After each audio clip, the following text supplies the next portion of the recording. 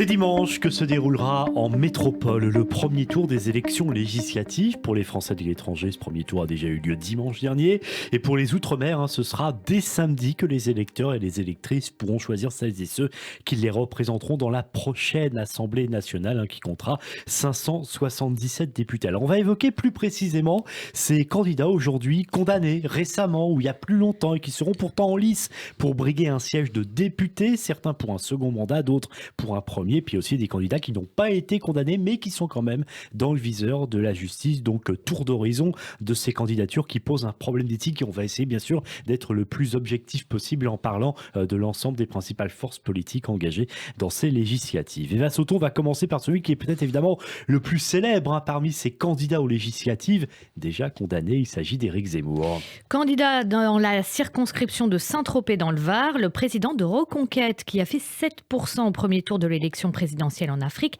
en avril, a été condamné à 3 reprises. La dernière, elle remonte au mois de janvier. C'était pour provocation à la haine et à la violence et injure publique envers un groupe de personnes en raison de leur origine, après ses propos sur les mineurs isolés qu'il avait traités en 2020 sur la chaîne CNews de voleurs, de violeurs et d'assassins.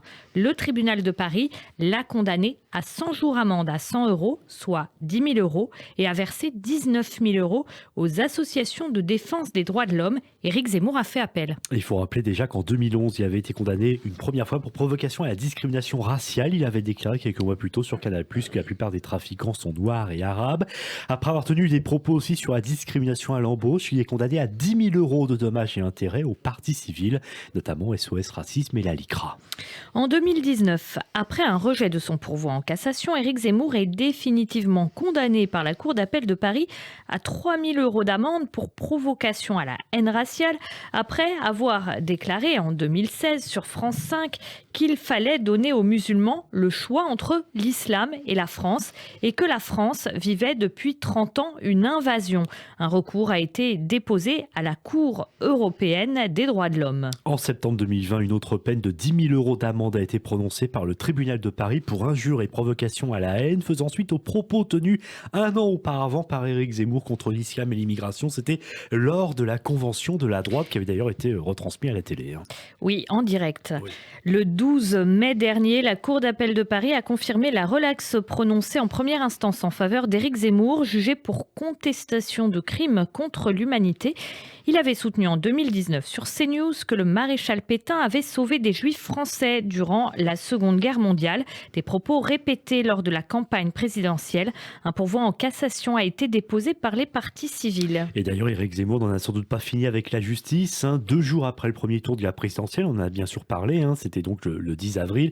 La CNIL a ouvert une enquête après l'envoi ciblé de SMS par Éric Zemmour à des Français de confession juive. Enfin, Éric Zemmour a également fait appel de la condamnation pour contrefaçon de droits d'auteur après l'utilisation d'images non autorisées dans son clip de campagne. En mars, il a été condamné avec son parti Reconquête et l'un de ses proches a versé 70 000 € aux plaignants. Au sein de Reconquête, Éric Zemmour n'est pas le seul candidat à avoir été condamné. Jérémy Piano, candidat dans les Bouches-du-Rhône, a été condamné le 30 mai en appel pour provocation à la haine. Ancien cadre de Génération Identitaire, il comparaissait aux côtés d'un autre ex-militant pour l'affichage sauvage sur des panneaux municipaux à Aix-en-Provence il y a 2 ans du slogan « Immigration racaille, islamisation reconquête ». La Cour d'appel d'Aix-en-Provence les a condamnés là à 1 000 € d'amende avec sursis et a versé 1 € symbolique aux partis civils dont SOS Racisme et la Ligue des droits de l'homme. Il doit également comparaître en novembre pour avoir envahi les locaux de l'ONG SOS Méditerranée à Marseille. Il a aussi été condamné pour avoir publié des vidéos hostiles aux migrants sur YouTube. Autre candidat Reconquête, Guillaume Kaznowski, candidat lui dans le Pas-de-Calais, avait été condamné en 2018 à 500 € d'amende car il avait traité un joueur du RC Lens de sale nègre. Dans un autre parti, on reste toujours à l'extrême droite, au Rassemblement national, Marine Le Pen se représente dans sa circonscription du Pas-de-Calais. Et elle a été condamnée pour diffamation en 2010 aux côtés de son père envers un ancien élu frontiste, une peine de 1 500 € d'amende avec sursis et 1 000 € de dommages et intérêts. Marine Le Pen demeure mise en examen dans le cadre de l'affaire des assistants parlementaires du FN au Parlement européen. On parle à présent de la République en marche, la majorité présidentielle. Laetitia Avia, qui brigue un second mandat dans la 8e circonscription de Paris, est visée par une enquête pour harcèlement moral. Elle est accusée par 5 assistants parlementaires d'humiliation répétée au travail ainsi que de propos à connotation sexiste, homophobe et raciste. Ces personnes avaient témoigné dans Mediapart. Lors du premier confinement en 2020, une collaboratrice de Laetitia Avia était même allée jusqu'à affirmer que la députée voulait la rapatrier alors qu'elle souffrait d'une maladie auto-immune qui la rendait à risque face au Covid. Laetitia Avia a déclaré ne pas être au courant des plaintes déposées à son encontre.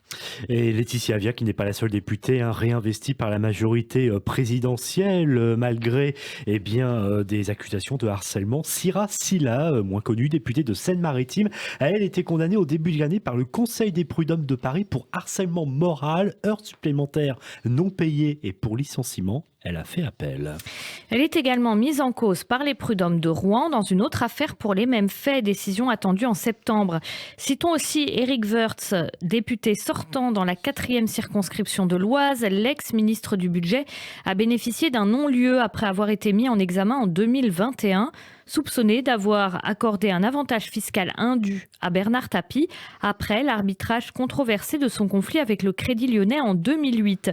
Depuis 2018, Éric Woerth est mis en examen pour financement illégal de campagne électorale dans l'enquête sur les soupçons de financement libyen de la campagne présidentielle de 2007 de Nicolas Sarkozy, dont il était le trésorier. Il était député LR, effectivement. Il a rejoint la majorité présidentielle investie par Renaissance pour ces élections législatives. Alors si ces candidats sont en liste pour les législatives, et bien sûr il y en aurait d'autres aussi qui ont eu maille à partir avec la justice, ou du moins qui sont dans le viseur de la justice, et bien d'autres ont tout simplement quand même retiré leur candidature. C'est le cas notamment, on a beaucoup parlé de Taha Bouaf, candidat NUP aux législatives dans la 14e circonscription du Rhône. Il s'est désisté à la suite de témoignages qui l'accusent de violences sexuelles.